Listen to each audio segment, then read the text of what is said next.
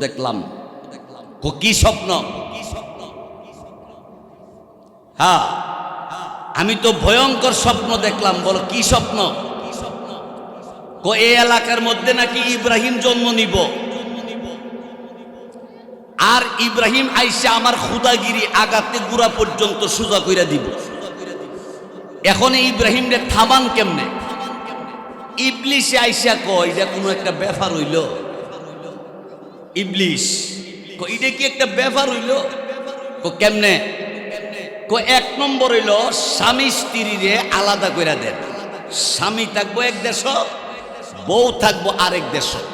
তাহলে ইব্রাহিম আসার কোনো পথ নাই। নমরুদ দারুণ বুদ্ধি, তো দারুণ বুদ্ধি। জামাই বউ আলাদা করে দিছে। আর যারা যুবক যুবতী আছে এরার বিয়া শাদী বন্ধ।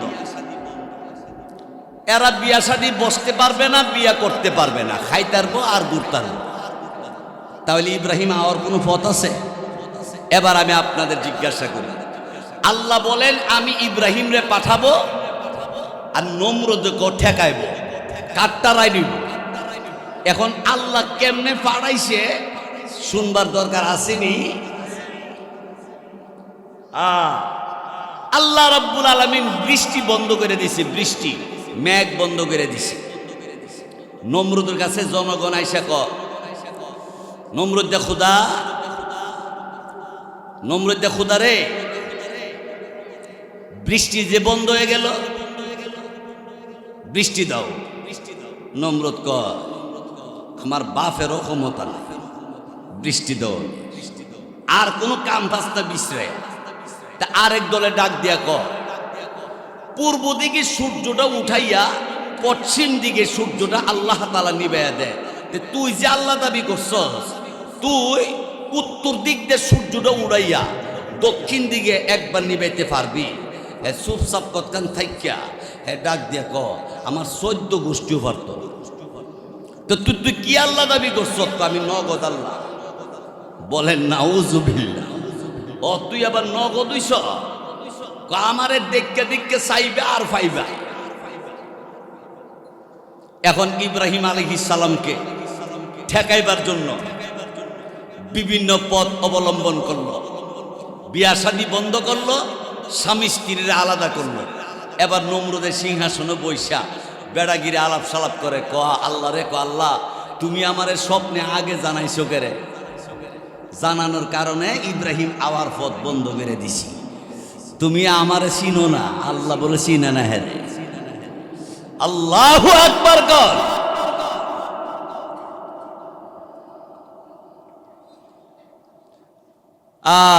নমরুদের বাড়ি আর আজরের বাড়ি পাশাপাশি ছিল। আজরের বাড়ি আর নমরুদের বাড়ি পাশাপাশি বাড়ি। তো বিয়া শাদী যেন না হইতে পারে, স্বামী স্ত্রী যেন একসাথে না হইতে পারে, এর জন্য কয়েকটা দল, কয়েকটা গ্রুপ বানাইছে। এরা ঘুরে ঘুরে এলাকার মধ্যে দেখব বিয়া শাদী যেন কেউ না বসতে করতে পারে, আর স্বামী স্ত্রী যেন একত্রিত না হইতে পারে। সব দলের নেতা বানাইছে, মেন নেতা, লিডার আজর। আজরে বরাক বাসের গুড়ি কান্দ ফালাইয়া, কি বাসের গুড়ি? বরাক বাসের গুড়ি কান্দ ফালাইয়া ঘুরে আর সাবধান, যদি কোথাও বিয়া শাদী হয় তাহলে কিন্তু হাত পাও বাইরে ভেঙে গেলাম। আর সাবধান, স্বামী স্ত্রী একত্রিত হইতে পারবা না। কিন্তু কিতাবে লেখে রাত্রেবেলা আজরে তার বউরে লইয়া আরামসে বাসার মধ্যে ঘুমা। নমরুদ তার বিবিরে লইয়া, বউরে লইয়া আরামসে বাসার ঘুমা।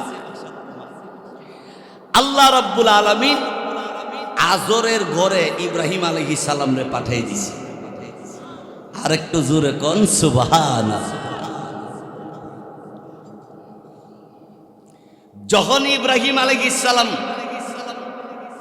দুনিয়াতে আসলেন, তাফসীরি কিতাবে লেখে সাধারণ বাচ্চা 6 বছরে যত বড় হয়, ইব্রাহিম আলাইহিস সালামকে আল্লাহ 6 মাসে এত বড় করে দিছে। উনি খুব তাড়াতাড়ি বড় হয়ে গেছে। বড় হইয়া জিগা মারে, মা আমার রব কেডা?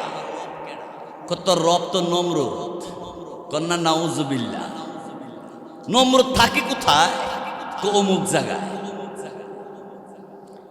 নমরুদের সিংহাসনে বইয়া আজরও আছে, সব সদস্যরা লইয়া মিটিং করতেছে। এই সময় ইব্রাহিম আলাইহিস সালামকে মিটিং এর মধ্যে ঢুকছে। যেই মাত্র ইব্রাহিম আলাইহিস সালাম ঢুকছে, আজরে বসার থেকে খার হয়ে গেছে। জনগণে ডাক দেখো, আপনি বসাতে দাঁড়াইলেন কে? দাঁড়াইলাম যে এই ছেলেটাকে কই এলাকারই মনে কেউ হইব না, নমুনা বেশি বালা না, সুরের মন নমুনা বালা না। এবার নমরুদে জিজ্ঞাসা করে, এই ছেলে তোমার নাম কি? আমার নাম ইব্রাহিম। নমরুদে কই কি, এত দরজা বন্ধ করলাম, জানালা বন্ধ করলাম, এরপরও কই ইব্রাহিমই। ইব্রাহিম আয়া পড়ছে। আজরে এই অবস্থা দেখিয়া চুপে চুপে ফলাইয়া বাড়িতে গেছে। আজর কো হাইরি, হ্যাঁ মিটিং এর মধ্যে আইছে। এবার নমরুদ জিজ্ঞাসা করে, তোমার আব্বার নাম কি? আমার আব্বার নাম আজর। নমরুদে কো আজর আছো? লোকেরা কো আসিল, একটু আগে আসিল, গেছে গা। এরা দইরা আনো। জনগণ গেছে তারে দইরা আনতো। তারে ধইরা নমরুদের সামনে হাজির করছে। কিরে আজর, যে ইব্রাহিম রে ঠেকাইবার জন্য তোরে মেইন লিডার বানাইলাম, মেইন নেতা বানাইলাম, সেই ইব্রাহিম তোর ঘরে জন্ম নিল। কাজটা করলি কি তোর নজিরবিহীন বিচার হইব? নমরুদে কয় নজিরবিহীন বিচার হইব। আজরে ডাক দিয়া কয়, আমার বিচার যদি একটা হয় তোর হইব 2টা। নমরুদ কো কেরে? তোর বাড়ি আর আমার বাড়ি পাশাপাশি। আমার ঘরে ইব্রাহিম আয়া পড়ছে, তুই টের পাস না? তুই কি খুদা হইস? তুই কোন জাতের খুদা হইস রে? নমরুদ, আমার ঘরে ইব্রাহিম আইসে পড়ছে, তুই খবর পাস না, টের পাস না? তুই আবার আল্লাহ দাবি করস? নমরুদ কো থাক, তোরও বিচার অন্য দরকার নাই, আমারও দরকার নাই, থাক এমনি থাম। ইব্রাহিম রে থামা। কারে থামাইতো? ইব্রাহিম আলাইহিস সালামের মজার একটা কথা মনে হয়েছে। নমরুদ, আজর, তারা 14 গোষ্ঠী সবাই মিল্লা একটা অনুষ্ঠান করার জন্য বড় একটা মাঠের মধ্যে যাওয়ার আগে তারার যে মূর্তি আছে, মূর্তিরে সেজদা কইরা সালাম কইরা তারপরে যা। তে ইব্রাহিম আলাইহিস সালাম রে কইল, তুমিও আমরা সাথে আইও।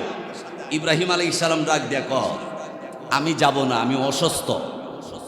ইন্নী সাকিম, আমি অসুস্থ। অসুস্থ মানুষ 2 ভাবে হয়, একটা হইল মানসিক আর একটা হইল শারীরিক।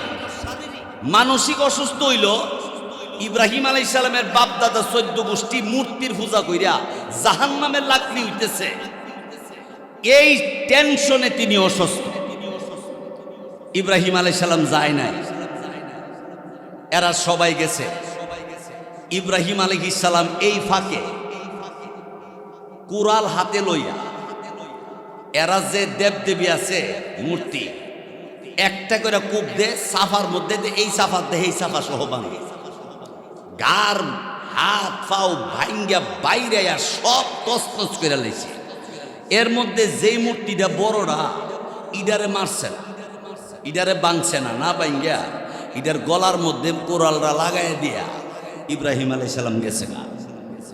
হেরা অনুষ্ঠান কইরা আনন্দ উল্লাস কইরা আইছে, আয়া দেহে এরার খুদার একটার হাত নাই, পাও নাই, নাক নাই, মুখ নাই, গার বাংলা, একটারও স্টেশন নাই, সব একজনে তাকায় কো উই দিয়ে আমগো বড় খুদা চিনতে গেছে গা।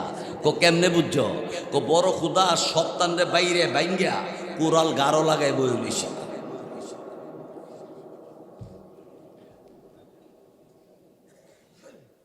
নমরুদের ডাক দেখো আরি বেকুফ, আমরা বড় খুদা কি উঠতে খার হইতারে বাংবো কেমনে? আমার মনে হয় ইব্রাহিম এই কাজটা করছে। ধৈরানো ইব্রাহিম রে। এখন ইব্রাহিম আলাইহিস সালাম রে দরবার লাগি লোক পাঠাইছে। এই বুদল যুবক ভাইয়েরা, মুসলমানেরা,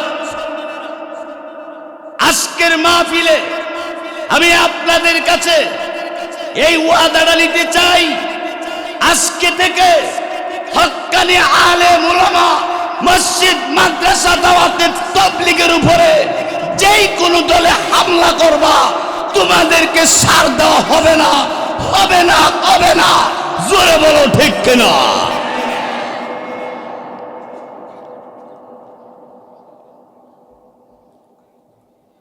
আমার ভাইয়েরা, বন্ধুরা, আমার ইব্রাহিম আলাইহিস সালাম রে নিয়ে আসছে। আসার পরে বলল, ইব্রাহিম এইগুলি কি তুমি ভাঙছো? কুরাল কার গর? কার গলাত কুরাল? আমরা বড় মূর্তি। তাই বড় মূর্তি যদি কুরাল গাঢ় লাগায় বয়ে তাহে হে ওই তো ভাঙছে। আমরা বড় খোদা জীবনে সহে দেহে না, ভাঙবো কেমনে? তাই না কি বলা হয়?